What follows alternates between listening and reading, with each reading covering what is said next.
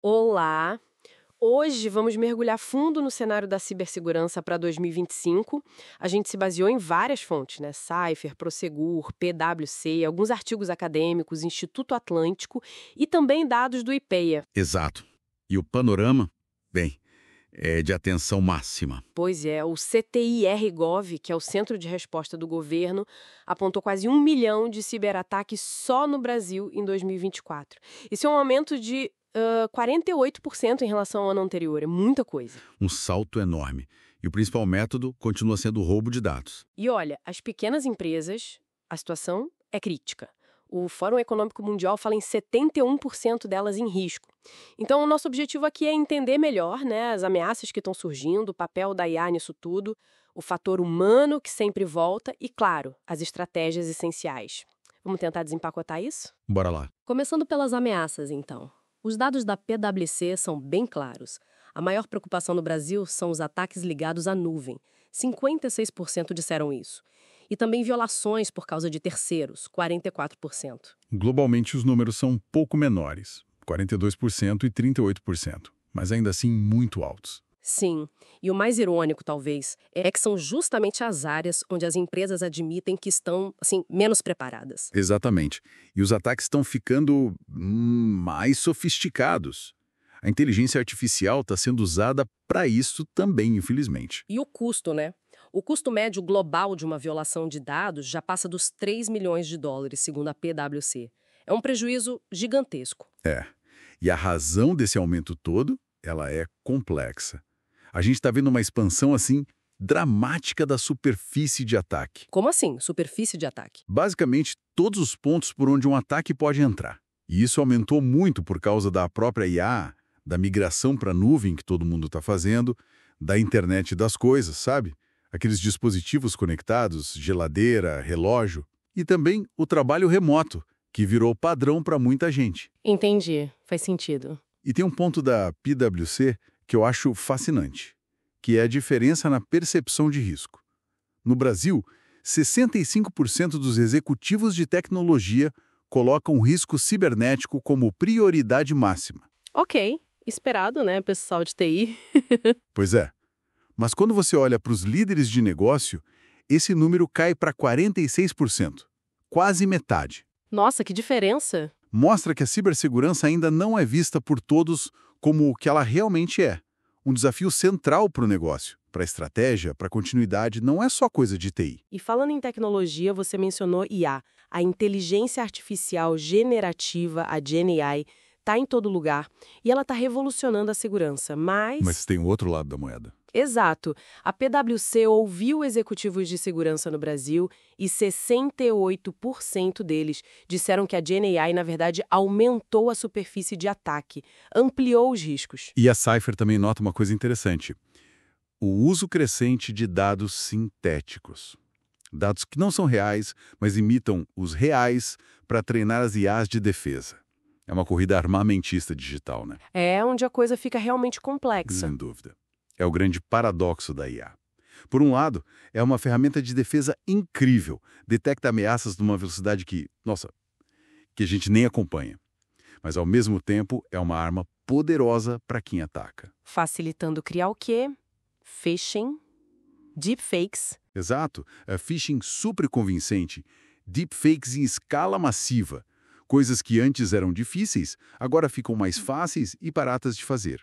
E o que me preocupa mesmo é a governança disso tudo. A falta dela, né? A lacuna, a Cypher diz que só 37% das empresas avaliam direito e segurança das ferramentas de GenAI que elas usam. É muito pouco. Mas os investimentos estão aumentando, certo? A PwC fala que 85% no Brasil investiram mais em GenAI e 80% em governança de IA. Sim, os investimentos estão subindo, o que é bom, mas implementar de forma segura, integrar isso bem, construir confiança, ainda são desafios enormes.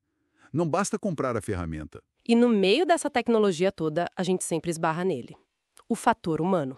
É impressionante olhar os dados da Verizon que o IPEA compilou. 82% das violações de dados têm um componente humano. 82%? Esse número é teimoso, né? Ele não baixa. Exato. Mostra que as nossas vulnerabilidades, a curiosidade, a pressa, a falta de atenção, continuam sendo o caminho preferido dos atacantes. Então, o que fazer? Só treinamento resolve? Não basta. Como várias fontes apontam, tipo Oliveira, o IPEA, o Instituto Atlântico, a gente precisa ir além da conscientização pontual. O negócio é construir uma cultura de segurança, que esteja no dia a dia, sabe? Uma cultura mesmo, internalizada. Isso. E a Cypher traz um ponto fundamental também: cuidar do bem-estar das equipes de segurança. O pessoal está sobrecarregado, sob pressão constante. E ainda falta gente, né? Muita gente. O déficit é gritante. Faltam 3,4 milhões de profissionais no mundo.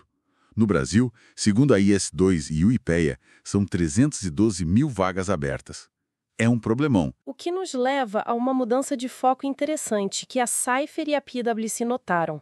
As empresas estão começando a sair da ideia de só prevenir E passando a pensar em resiliência cibernética. exatamente. A capacidade de aguentar o tranco, se adaptar e se recuperar rápido de um ataque. A ideia é que isso vire parte da cultura da empresa. É o ideal. Mas a implementação?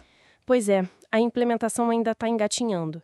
A PwC diz que só 2% das empresas no mundo todo implementaram ações de resiliência de forma completa, em todas as áreas. Só 2%. É baixíssimo. E essa dificuldade com a resiliência está muito ligada à governança de segurança da informação. Explica melhor essa governança. Basicamente, é alinhar a segurança com os objetivos do negócio. Garantir o básico, né? Confidencialidade, integridade e disponibilidade da informação. A famosa tríade CIA. Certo. O desafio, como o Oliveira aponta, ainda é conseguir o envolvimento real da alta liderança. Não pode ser só uma preocupação do CISO ou do time de TI. Tem que vir de cima. Tem que vir de cima. E a Cypher reforça a importância da colaboração entre as áreas. Segurança não é um silo.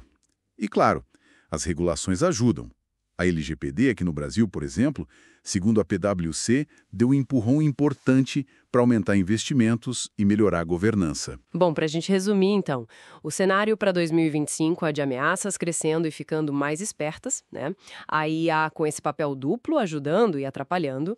O fator humano continua ali como elo mais fraco, exigindo mais que treinamento, uma cultura forte e, claro, mais gente qualificada. Isso. E a estratégia principal mudando para resiliência. Só que essa resiliência precisa de uma governança robusta, integrada ao negócio de verdade, e isso ainda parece ser o grande gap, a grande lacuna na maioria das empresas. Perfeito! É um quadro complexo, sem dúvida. Muito. E talvez, para fechar, fique uma reflexão, né? Pensando em tudo isso que as fontes trazem, a velocidade da tecnologia, a IA evoluindo tão rápido, e, ao mesmo tempo, o fator humano ali persistente como o principal risco. Qual seria aquela única mudança de comportamento individual ou aquele único foco organizacional que poderia gerar um maior impacto positivo na nossa segurança a curto prazo? Boa pergunta para a gente pensar. Uma questão para levar para casa, né? Sem resposta fácil.